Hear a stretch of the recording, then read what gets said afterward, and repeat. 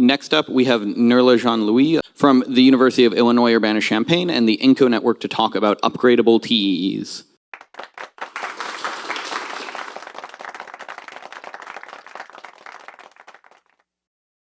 So let's start. So just so we're on the same page, I'll just talk about, like, in general, what is a trusted execution environment. So there's two different components that you need to think about when you think about a TE. So you have your CPU that has a secret key, and you have an isolated memory region that contains your code and your data. And this memory region is actually encrypted by a key that is embedded in the CPU. So this lets us have some guarantees for our code in the TE. So it gives us privacy because we have this isolation such that, like, not even the host operating system can see our memory while we're running our TE. And we have integrity because we can have some guarantees about what code is actually running inside of the TE. And through the use of something called remote attestation, we're able to kind of verify the integrity of this code and the authenticity of this hardware. And we're able to send this proof to any kind of remote participant, and they're able to verify it. So first, I'll just go over, like, how in general you would deploy an app using a trusted execution environment. So the first step that you need to go through is just to publish the code that you want to deploy on GitHub, probably. And then a user that wants to potentially use your application can go and look at the code and make sure that, you know, this code is not leaking their private data, and make sure that they trust it, and do that. And then they would do something called reproducible builds. So this is just compiling this code into a binary, and this has to be the same binary every time you compile it. So it's kind of not immediately obvious how to do this. And then when you have this binary, they can take a hash of this binary and just get this hash and connect this code to this hash. And once you have this hash, you go through the remote attestation part. So the developer would launch their instance of this app, and this instance would have the same hash as the one that the user computed. And the hardware would actually use this instruction called eReport for Intel SGX, and it would generate what is called an attestation report. So in this report is this MR enclave, which is the hash of your binary, and you send this report off to the manufacturer, in this case Intel, and they would sign this report verifying that it came from some real hardware. And then we can get our checks for our hardware authenticity based on the manufacturer's signature, and code integrity based on the hash that we computed earlier. So now that we know that this is a real TE and it's running the correct code, we can encrypt our private data such that it can only be decrypted inside of this TE. And so now we have a TE app. Okay, so now we have the user's private data. So how do we kind of keep it secure? Because we know that the TE is only like an isolated memory region of your memory. It's not the whole computer is isolated. So the strategy we use is something called sealing. So the way that sealing works is we have two different types of sealing. The first type I'll talk about is this MR enclave-based sealing. So essentially what this allows you to do is you encrypt your data such that only the same exact binary can actually access this data. So in order to encrypt the data, we can use an instruction called SGX seal data that takes in this hash. And in order to get it back, we can use SGX unseal data, which also takes in the hash. So this makes sure that only the binary we trust can have access to our private data. And if we try to load up a malicious piece of code in our TE, it's going to have a different hash because obviously the code is different, and you won't be able to read your private data. But at the same time, while this gives us like good security guarantees, if we want to change even any functionality in our application, this is actually going to change the hash also. So any kind of upgrade we want to do to add features, you can't actually do it because now the hash won't match. You won't be able to unseal the data. And so the solution that is typically used is something called MR signer sealing. So instead of like just basing our encryption on this hash value, we're actually going to base it on the developer's signing key. So the developer can just say this is a legitimate upgrade to my app, so it can actually unseal this piece of data. But now that we're given all this power to the developer can still like load up some malicious code inside of the TE and actually leak our private data. So the solution that we've come up with is, this is just like how you would actually do this with MR Enclave, not the complete solution. So we want to like not trust the app developer at all. So how do we do this with MR Enclave sealing? How do we do a code upgrade? So yeah, you start off with your initial version 1 of your app that we trust. And the user actually has to go back and like rebuild the new version of the code and give permission to the old version to upgrade to the new version. And so once the old version has seen that this same user has approved this new version of the application, it can transfer that private data to the new version, and you can use MR Enclave-based sealing for that data. But the problem with this is now in this old version, you have to ensure that there's no bugs in this code upgrade process, because this can potentially make the enclave not want to upgrade your data to this new version. And this essentially means that your data could be lost. And if you think about how this would actually work in a decentralized system, it would be a DAO vote that would kind of approve this upgrade process.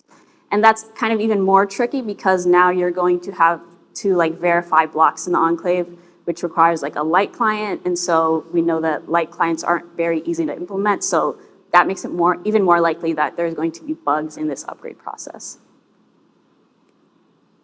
So the solution that we've landed on is something we call decentralized MR signer.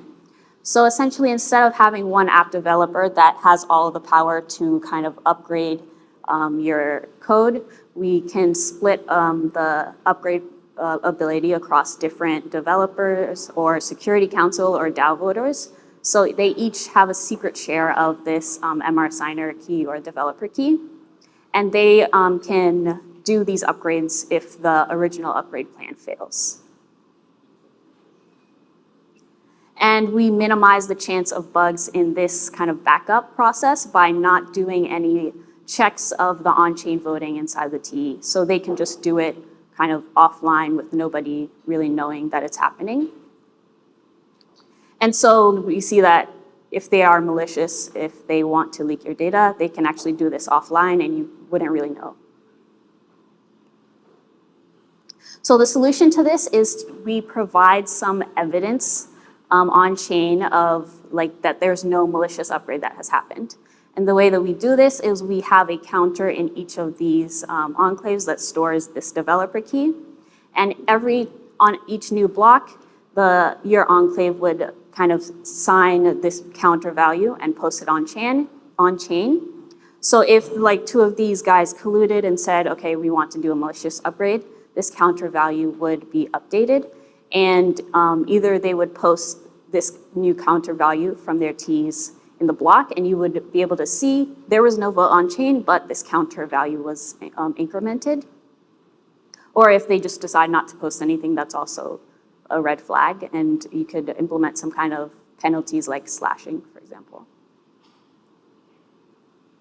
Okay, so the next part of this talk is talking about like security-focused upgrades. So the previous part is just talking about we want to add a new feature to our app, and we want to upgrade the code. Now I want to think about, okay, so what if our app has a security bug in it that we know is really bad and is going to leak data? That seems like we should handle it differently. So if you know anything about TEs, you know that there are actually very prone to vulnerabilities. These are kind of some of the recent ones that are more famous. And there's like a special way that you would upgrade your TE and restore, like fix all of these vulnerabilities. So this is kind of how it would work for these platform vulnerabilities. So in the first little section, your vulnerability is found at that time.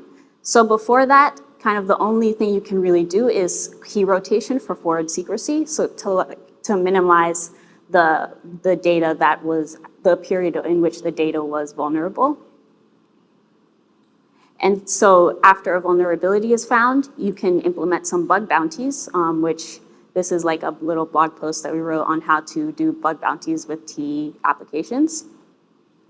So these bug bounties can motivate people to kind of disclose the vulnerability instead of like, and get a reward, a monetary reward versus using it to exploit your system.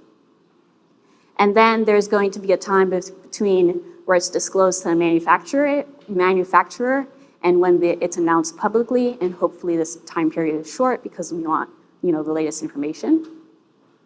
And so when the vulnerability is announced, what we want to do is kind of reject any nodes that we know are affected by this vulnerability, and that we want to do this until there is a patch that has been released to like fix the hardware. And then after that patch, the patch nodes can rejoin the network. So for the rest of this talk, I'm going to be talking about this little section about rejecting vulnerable nodes. So the basic idea for rejecting these vulnerable nodes is to hard code a version number, a security version number in your application. And when you submit new data to your application, it has this SVN that it will allow to decrypt your data. So if your SVN matches, then it will decrypt it because it's not vulnerable yet. But if there's a bug on your TE, then any new data should upgrade the SVN. So it will do this check and it won't decrypt your data, and your data won't be leaked via this vulnerability. And just to show how it would work on a blockchain, you'd probably just have this SVN as parameter to your block header. But this actually doesn't fix the problem, because if you have some old data that has the lower SVN, then it will still like load it because it doesn't know any better. Like this SVN is still the same as mine. So the way we do this is, the way we fix this is through something called secure restart.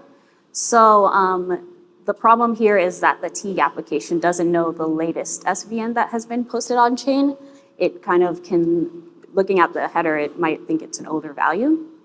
So what we do is something called secure restart, where you generate a random challenge or token in the TE when it starts up, and then it looks for a block that contains this random token and the SVN to know that, hey, the latest SVN is actually a higher value than my SVN, so it would quit after seeing that.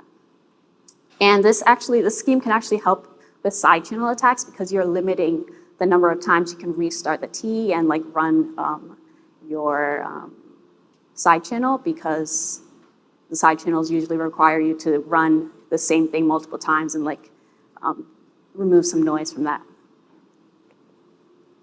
So there's actually still a problem here, because the whole point of this is to prevent leakage during the times of vulnerability. So what guarantees do we have that the TE is actually going to follow this SVN check? Like, why?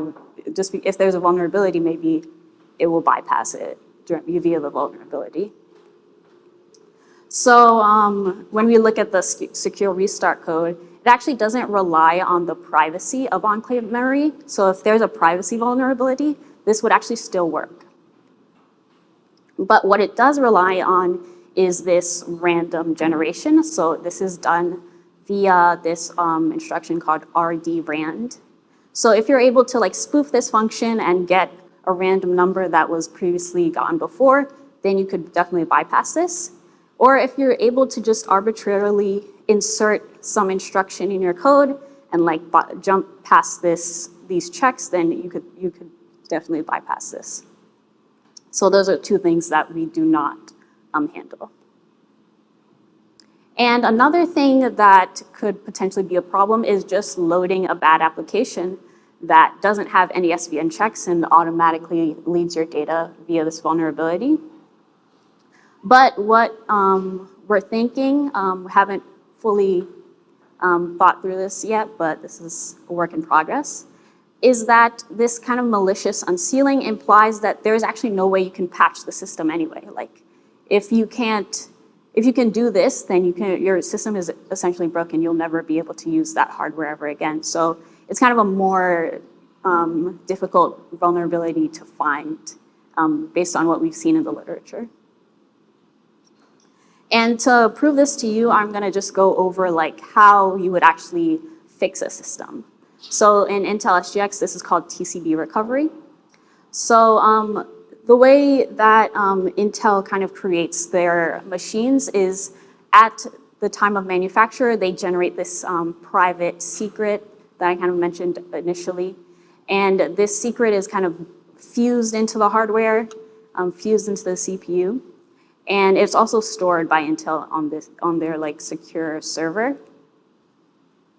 So if a vulnerability is found and there's like this microcode update that patches the vulnerability, what they do is have the hardware apply the microcode update, and that would result in this CPU SVN being updated. So the CPU SVN just tracks which microcode updates have been applied to the TE. And so when, after the microcode updates have been applied, this CPU SVN is upgraded, and what we do is kind of do this whole process where we derive a new key. And so this new key is based on this secret that was kind of burned into the hardware when it was manufactured, and the CPU SVN. So only if you have upgraded your CPU SVN can you regenerate this secret key. And Intel obviously knows your secret and the CPU SVN it's expecting. So they use this secret key that is generated to send you a new attestation key, which is the key that is used in remote attestation from before. So basically what this shows us is this eGet key, this eGet key instruction is like super important in this TCB recovery process. And actually this eGet key instruction is also what we use to unseal the data. So if we're not able to regenerate a new secret key for this TCB recovery because the eGet key is like there's a vulnerability in it, then in our secure restart, then you wouldn't be able to ever use eGet key to unseal the private data. So it's kind of using the same mechanisms as the TCB recovery. And so in conclusion, I talked about like benign code upgrades in TEs. So the same features that make TEs secure is the one that makes it difficult to upgrade them. So we use this kind of decentralized scheme with evidence to kind of do these code upgrades with a backup. And for security upgrades, we have this security version number that kind of makes it easy to know that when there is a vulnerability. And we ensure that this security version number is updated and fresh in the TE using this secure restart. So yeah, thanks.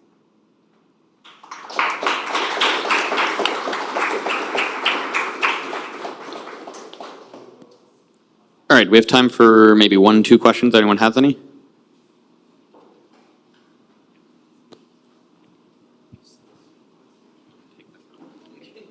What are some of the most promising use cases for TEEs? What are they already used for, and what do you imagine they could be used for? So I'll just plug like me and my co-author is giving a talk using TEs for block building, so private/decentralized block building to prevent MEV. And I think that's a very good use case because the TEs have these vulnerabilities, but in the block building space, it's actually, you only care about this very small period where you want privacy because that's the period where you can actually extract the MEV. So because these TEs are seen as kind of like more vulnerable, it's like not as bad if there's some kind of leakage there because it's like a very short time period where you could make use of this private data. And so the talk is on Thursday in the MEV section. It's called Prof. So I think that's a very good use case. And yeah, at Inco, we're just using them for like cheap private computation. So at Inco, they have an FHE side, and so there's also a TE side. So the FHE side is like more expensive, like more secure, and the TE side is cheaper, maybe for games and those kind of applications. It could be a better alternative.